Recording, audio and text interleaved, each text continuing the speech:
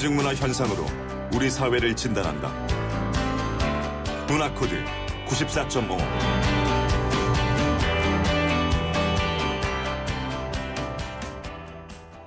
네, 매주 화요일에는 뉴스 안에 담긴 다양한 대중문화의 코드를 읽어봅니다. 문화코드 94.5 정덕현 문화평론가와 함께합니다. 안녕하세요. 안녕하세요. 새해 복 많이 받으세요. 새해 복 많이 받으십시오. 네, 오늘 2016년 첫 방송이니까요. 네. 올해는 어떤 문화 트렌드가 흐름을 이어갈지 한번 전망을 얘기해 보려고 하는데요. 네네. 지난해 다양한 분야에서 이 복고 열풍이 상당했었죠. 네, 그렇습니다. 올해도 그 열풍이 이어질 것이라는 전망 많던데요. 잘 아시다시피 복고는 경제 불황하고 무관하지 않거든요. 네. 과거를 돌아본다는 게 결국 현재가 어렵다는 얘기죠. 그게 아니라면 뭐 돌아볼 이유가 별로 없겠죠. 네.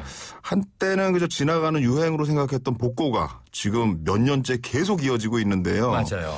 이 얘기는 지금 우리가 꽤 오랜 장기 불황 속에 있다는 걸 말해주기도 합니다. 그렇군요. 그리고 안타깝게도 이런 상황이 올해라고 해서 바뀔 것 같지는 않거든요. 그러니까 올해도 역시 복고 트렌드는 형태를 조금 바꾸긴 할 거예요. 그래서 그 좀 바뀌어진 형태로 계속 이어지지 않을까 싶습니다. 요즘에 보면요. 네. 디지털 시대가 워낙 발전해서 네. 오히려 이 아날로그 시절을 그리워하는 대중문화 콘텐츠가 계속해서 나올 것이다. 이런 분석도 있는데 네네. 뭐든 그냥 이 빨리빨리 지나가는 현재에 대한 반대급부 아닐까요? 그렇습니다. 복고의 또 하나의 이유가 바로 그 속도거든요. 네. 복고가 유행처럼 돌아오는 거는 그 시점의 변화 속도가 너무 빨라서 잠시 브레이크를 걸고 싶은 그런 욕망이 생기기 때문이거든요. 그렇죠.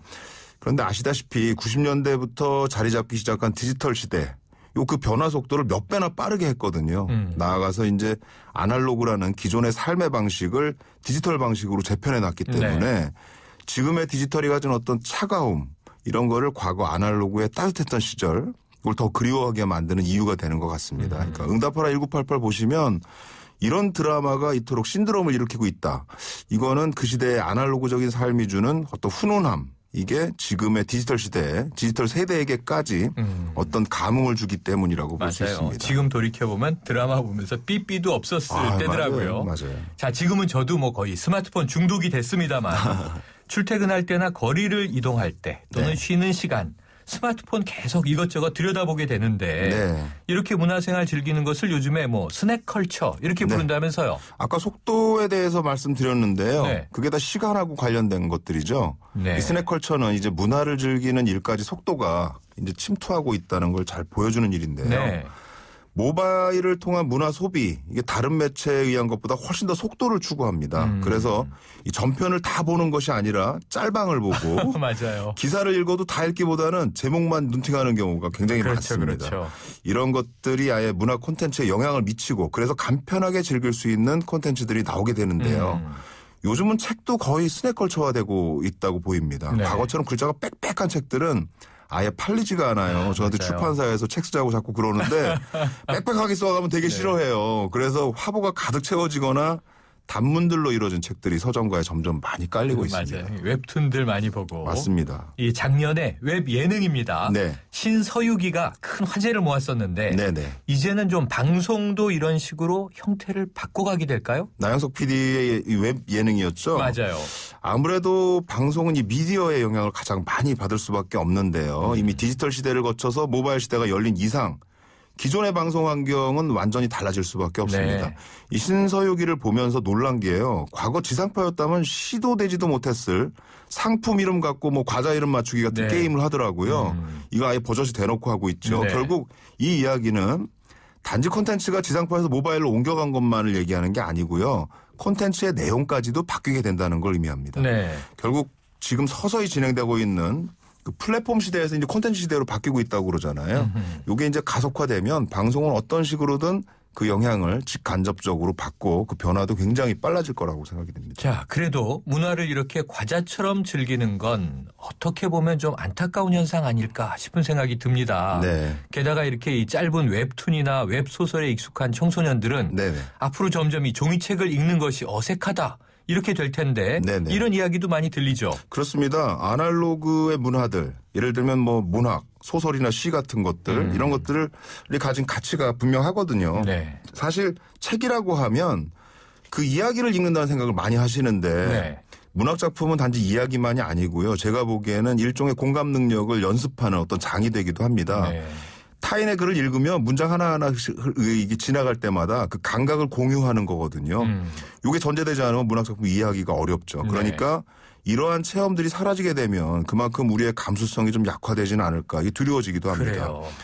하지만 제 경우에는 이러한 변화를 부정적으로만 보지는 않는데요. 네. 웹툰이라든가 웹소설 여기도 거기에 맞는 새로운 감수성들이 생겨날 거라고 아하. 믿는데요.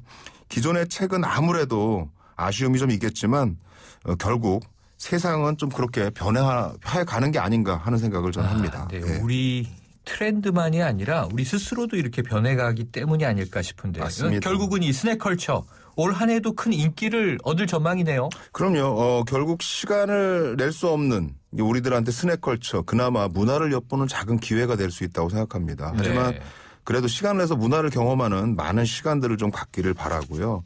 흔히들 바쁜 현대인들이라고 하면서 시간이 결국 외적인 요인들 때문에 없다고 핑계를 대는데 네. 사실은 그렇지가 않습니다. 이 브리지 슐트라는 작가가 타임 푸어라는 책을 썼는데요. 네. 이 책에서 디지털 디바이스 덕분에 현대인들의 굉장히 많은 시간 절약을 할 수 있는 도구들을 갖게 됐지만 그렇죠. 더 많은 역할 수행을 요구받으면서 쫓기는 삶을 산다고 말하더라고요. 공감되네요. 예, 디지털 디바이스가 속도를 높여주긴 하지만 그렇다고 우리 삶에 시간적 여유를 주는 건 아니라는 겁니다. 가끔은 꺼두시는 게 시간을 제대로 활용할 수 있는 지혜가 아닐까 싶습니다. 광고 카피가 생각나는데요. 자, 이 아이와 동물 미인 이게 3B라고 하더군요. 맞아요. 베이비 예. 비스트 뷰티. 네. 이 세 요소가 출연하는 예능은 망하지 않는다. 이런 공식 아닌 공식이 있다고 들었는데. 네네. 자, 그럼 최근에 이른바 동물 예능이 다시 방송에 눈에 띕니다. 네네. 이 육아 예능처럼 인기를 얻게 될까요? 글쎄요, 저는 좀 그렇게 좀 쉽지는 않을 것처럼 보이는데요.